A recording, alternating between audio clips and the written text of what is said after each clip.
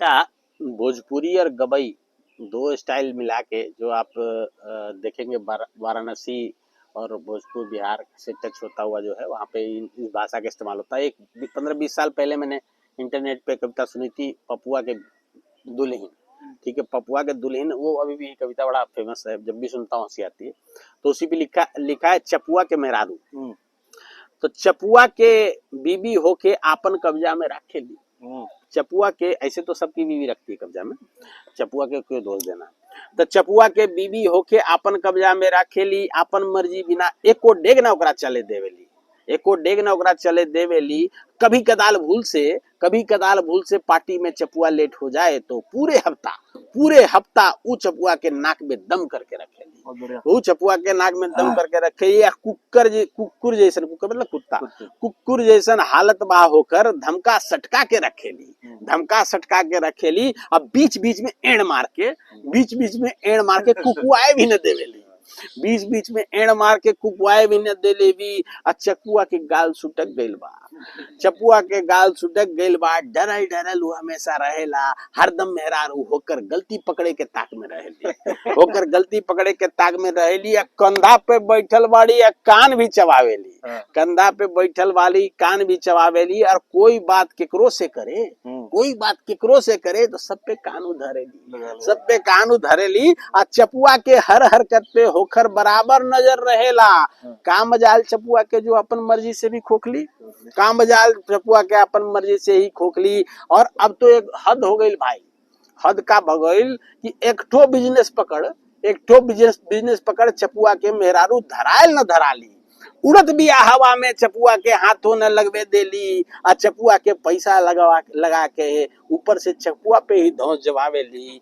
पैसा कैसे कमाइल जाला अब वो चपुआ के समझावेली। अब फेसबुक के जमाना है, वो भाई फेस पतली काया हो गई, ठीक है, फेसबुक के जमाना बाटे, ओकरा पे उछा के रंग जमा देली। लोग बाग पूछत हैं ई बारीक काया कैसे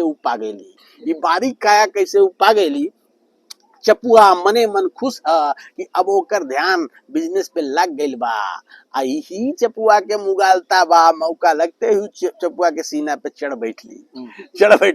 अब फिर से एक दिन देर लौटे पे ऊ चपुआ के धर लेली, और दाना पानी लेके होकर माथे ऊ चढ़ लेली। भई जम के घमासान बोल चाल सब बंद हुए।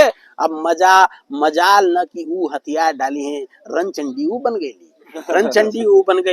आ ताव में आबे पे ऊ चपुआ के सगरे खानदान उकट देली। बाप भाई सब एक करेली जम के ऊ सबके कोसेली।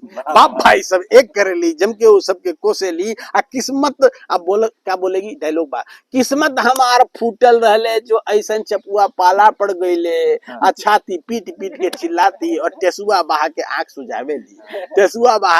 सुझावेली। मौका लागत ऊ सबन से चपुआ के जुर्म के किस्सा सुनावेली। कोई भी दोस्त यार पहुंच गया, अरे इसने तो ये कर रखा है, इससे क्या, तो मौका लागत ऊ सबसे चपुआ के जुर्म के किस्सा सुनावेली। और ढर आंसू बहा के चपुआ के अपराधी वो ठहरावेली। बीच में अब चपुआ की गलती क्या है? चपुआ कोई गलती नहीं, वो खाली बीच में उंगली कर रहता है, साला कोई बात जवाब पलट के देगा। तो बीच में उंगली करे के चपुआ की आदत नहीं खे जाता। यही एगो बात हुए कि वो चपुआ बैकफुट में रखेली। आ ई सब के बाद भी माफी मांगे के खातिर चपुआ के ही कहली। और माफी मांगने के बाद क्या होता सुन लो, माफी में भी सच्चाई नहीं खे दिखलवा, ई कारण माफू न करेली। आ शीत उद्र जारी है और मध्यस्थता सब फेल हो गई। केकरो नहीं खे सुनेली, आपन बात हर हमेशा ऊंचा रखेली। और आखिरी 4 लाइनें दोस्त, जिंदगी का फलसफा है कि लक्ष्मी तू लवले बाड़ा। लक्ष्मी का सवारी क्या है? उल्लू। ठीक है, तो लक्ष्मी तू लवले बाड़ा, उल्लू तहरा के समझ सवारी करेली। आ साथ रहे के बाद तो सुना, मेहरारू हर हमेशा ही सही होखेली। मेहरारू हर हमेशा ही सही होकेली। अब पुरुष गलती के पुतला बा, बीबी से माफी मांगे में भलाई हो। आ चपुआ चुप रहना सीख गइल बा। अब उ भी चपुआ से खुश रहेली। उ भी चपुआ से खुश रहेली।